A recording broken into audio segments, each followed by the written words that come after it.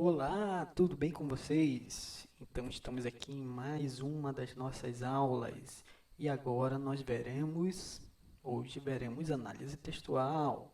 Análise textual vai ajudar você tanto a analisar o seu texto na hora de produzir um texto, produzir uma redação, como também na hora de resolver uma questão. Então, preste atenção nessa aula que eu vou analisar com você.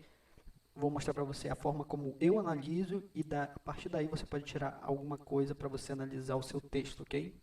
Quando você estiver num texto, meu conselho é primeiro você fazer uma leitura para identificação e depois você ler analisando. Mas aqui eu já vou ler analisando, ok? Um texto adaptado aqui, ó, Antropologia da Dor. Ok. A dor, juntamente com a morte, é sem dúvida a experiência humana mais bem repartida.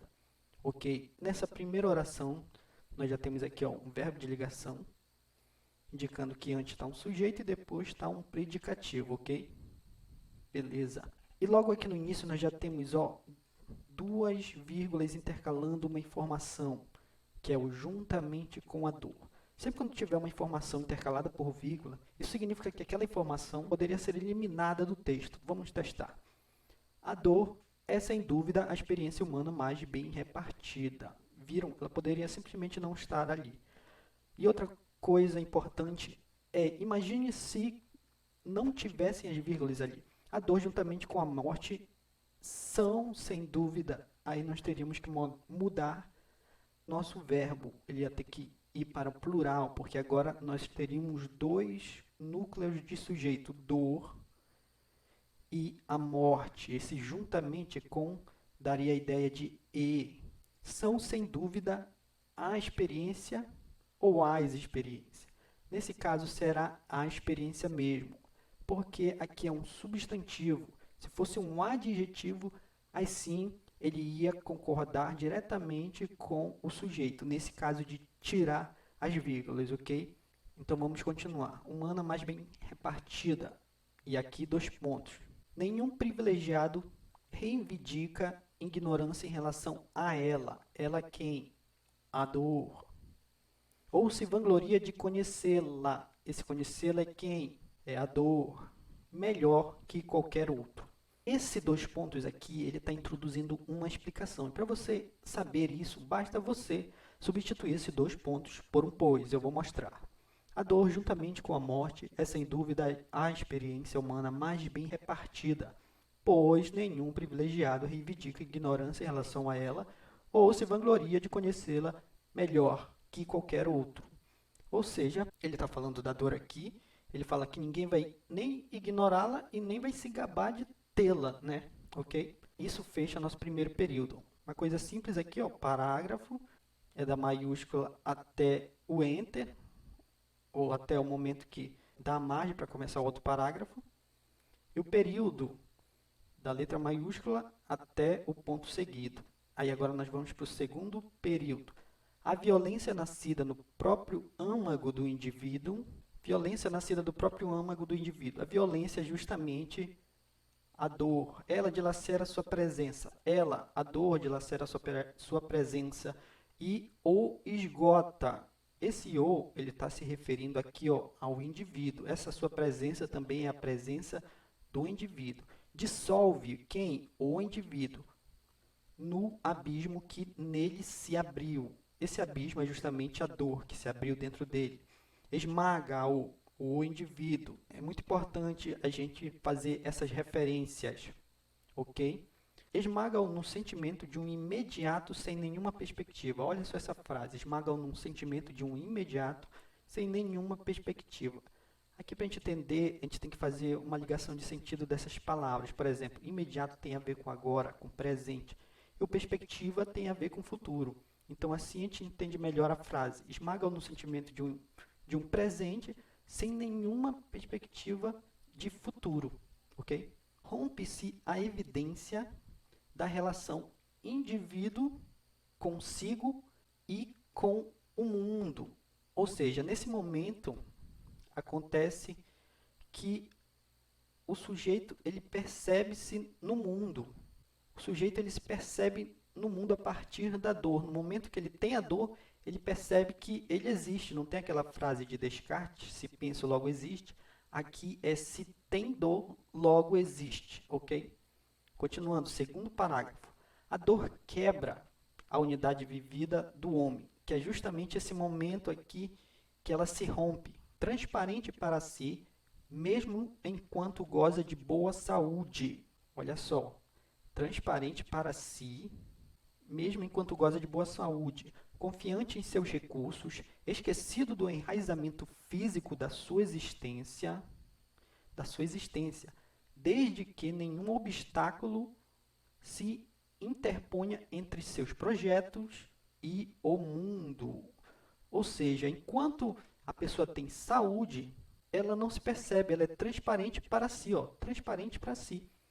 Ela simplesmente mantém a sua vida confiante nos seus recursos e ela esquece a ideia do enraizamento físico da sua existência. Ela esquece que ela tem um próprio corpo, que ela vive num corpo. Desde que nenhum obstáculo, esse obstáculo é a dor, se interponha entre seus projetos e o mundo, porque no momento que ele se interpõe, ela passa a perceber que ela tem um corpo e que ela precisa cuidar dele. De fato, na vida cotidiana, o corpo se faz invisível, flexível.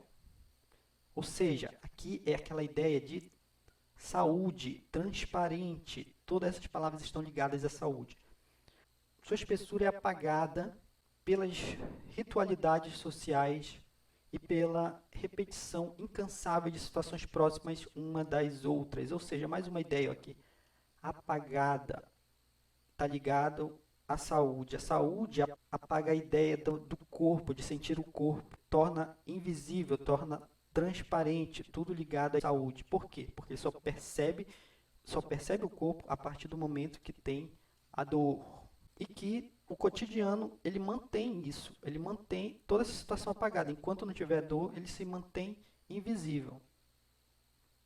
Ok, último parágrafo. Aliás, além disso, né, esse ocultar o corpo da atenção do indivíduo leva René Lerich a definir a saúde como a vida no silêncio dos órgãos, ou seja, ele percebeu esse ocultar do corpo da atenção do indivíduo, e aqui ele coloca corpo como a matéria e indivíduo como o ser, a consciência da pessoa. A pessoa não tem consciência de que ela tem um corpo para cuidar, para viver. Ela só percebe isso depois que ela sente a dor. Então ele definiu a partir disso que a saúde é como a vida no silêncio dos órgãos. E aqui mais uma ideia, o silêncio tem a ver com o invisível, com o transparente, com o apagado, o silêncio. Tem a ver com essas palavras, que estão justamente ligados à ideia da saúde. É isso que o texto está falando. Esse ocultar o corpo da atenção do indivíduo levou, ou seja, é a causa do René ter definido a saúde como uma vida no silêncio dos órgãos, que no caso seria a consequência. Georges Canguilhem acrescenta que a saúde, é um estado de inconsciência em que o sujeito é de seu corpo. Ou seja, mais uma vez ele falando que o corpo é a matéria e o sujeito é a consciência. E que a saúde, ela mantém uma inconsciência do sujeito, que é o ser consciente, do seu corpo. Ou seja, ele não percebe que ele tem um corpo para cuidar. E enquanto ele não sente dor, ele não vai perceber. Mas no momento que ele sente dor, é o momento que rompe essa ideia.